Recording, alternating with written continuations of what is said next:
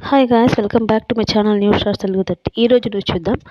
టాలీవుడ్లో ప్రస్తుతం మూవీల release trend నడుస్తోంది.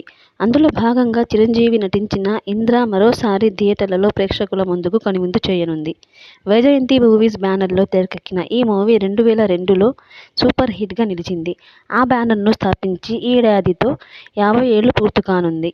ఈ సందర్భంగా 'ఇంద్ర' సినిమాను 4Kలో రిలీజ్ చేయాలని అశ్వనీ దత్ భావిస్తున్నారట. త్వరలోనే తేదీని ప్రకటించనున్నట్లు తెలుస్తోంది. Next, Bollywood star heroine Deepika Padukone birthday సందర్భంగా 'కల్కి' మూవీ నుంచి స్పెషల్ పోస్టర్ రిలీజ్ అయింది. హ్యాపీ బర్త్డే దీపికా, నిరీక్షణ ఎక్కువ కాలం ఉండవచ్చు కానీ ప్రకాశిస్తాం అని ట్వీట్లో పేర్కొన్నారు.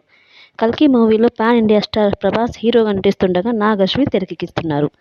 నెక్స్ట్, మాస్ మహారాజా రవితేజ హీరోగా నటించిన 'ఈగల్' మూవీ విడుదల తేదీ ఫిక్స్ అయినట్టు తెలుస్తోంది. ఫిబ్రవరి 9న రిలీజ్ చేయాలని మేకర్స్ నిర్ణయించినట్టు సమాచారం.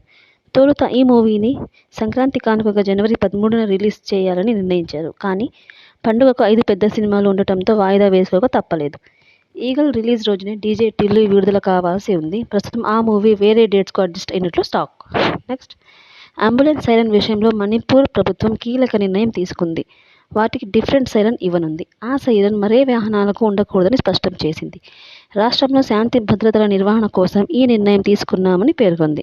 అంబులెన్స్లతో పాటు పోలీసుల వాహనాలు, మరికొన్ని వాహనాలకు సైరన్ ఉండటంతో ప్రజలు ఇబ్బంది పడుతున్నారని హోంశాఖ తెలిపింది. ఇలాంటి మరిన్ని న్యూస్ కోసం ఈ ఛానల్ను సబ్స్క్రైబ్ చేసుకోండి. Thanks for watching.